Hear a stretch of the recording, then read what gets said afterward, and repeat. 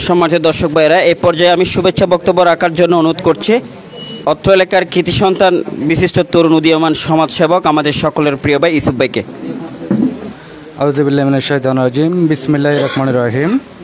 সম্মানিত Churamani sporting club কর্তৃক তৃতীয়বারের মতো নির্বাচন অনুষ্ঠানের সম্মানিত প্রধান অতিথি আমার প্রিয় মামা কাতার প্রবাসী জনাব বখতিয়ার সাহেব আমাদের মাঝে এখানে সভাপতিত্ব হিসেবে করতেছেন আজকের এই অনুষ্ঠানের এবং নির্বাচন অনুষ্ঠানের প্রধান সভাপতিত্ব করতেছেন আমাদের আল আরাফাত যুব সংঘের সম্মানিত পৃষ্ঠপোষক আমার প্রিয় মামা ইয়াসিন মামা। আমাদের মাঝে প্রধান বক্তা হিসেবে উপস্থিত রয়েছেন আলমনগর সমাজ কল্যাণ পরিষদ ও চূড়ামণি স্পোর্টিং ক্লাব এর সম্মানিত প্রধান উপদেষ্টা প্রিয় মামা ইকবাল মাহমুদ। আমাদের মাঝে আরও উপস্থিত রয়েছেন সম্মানিত উপজেলা ছাত্রনেতা প্রিয় ভাই নাসির উদ্দিন সাহেব। আমাদের মাঝে উপস্থিত রয়েছেন ২ নং দাঁতমারা ইউনিয়ন সাবেক ছাত্রনেতা প্রিয় ভাই শাহিদুল ইসলাম চৌধুরী। আমাদের মাঝে আরও উপস্থিত রয়েছেন আমার সম্মানিত চাচা রফিক সাহেব। আরও উপস্থিত রয়েছেন আমার বড় ভাই সুমন সাহেব। আরও উপস্থিত রয়েছেন আমার ভাই ইয়াকুব চৌধুরী। আরও উপস্থিত রয়েছেন আমার আল আরাফাত যুব সংঘের সকল সদস্যবৃন্দ, আলমনগর সমাজ কল্যাণ পরিষদের সকল সদস্যবৃন্দ, মনোয়ারগিল আদর্শ যুব সমাজ কল্যাণ পরিষদের সকল সদস্যবৃন্দ।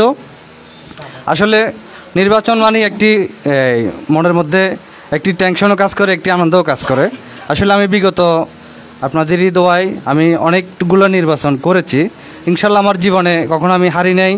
এশিয়া বৃহত্তম রাবার বাগান দাঁতমারা রাবার বাগানে আমি ক্রীড়া ও সাংস্কৃতিক সম্পাদক নির্বাচন করেছি।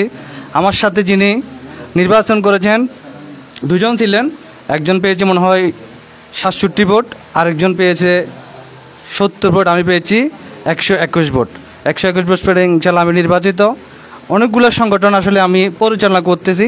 আসলে সংগঠনগুলোতে থাকতে হলে সংগঠনের আগে সংগঠনকে ভালোবাসতে হবে, এরপর আপনি সংগঠনের সদস্যদেরকে যদি ভালোবাসা মানবতা দেখান ইনশাল্লাহ সদস্যরা আপনাকে কখনো দূরস্বরে দেবে না। যে কোনো নির্বাচনে দেখা যাচ্ছে যে আপনি অবশ্যই যে কোনো প্রার্থী হবেন আপনাকে সদস্যরা বাছাই করে নিয়ে যাবে, কারণ সদস্যদের মাঝে আপনি ওভাবে কাজ করতে হবে। তো সুতরাং আসলে আজকে নির্বাচনের মধ্যে 4 জনই প্রার্থী। তো যারা হেরে যাবেন তারা মন খারাপ করে যদি চলে যান এই ক্লাব থেকে, আমি আর কখনো আসবো না, কখনো ক্লাবে বসবো না। আমি নির্বাচিত হওয়ার কথা কিন্তু আমি হতে পারিনি। কিন্তু আসলে না, আপনি চলে গেলে আপনার সমাধান হয়ে যাবে না।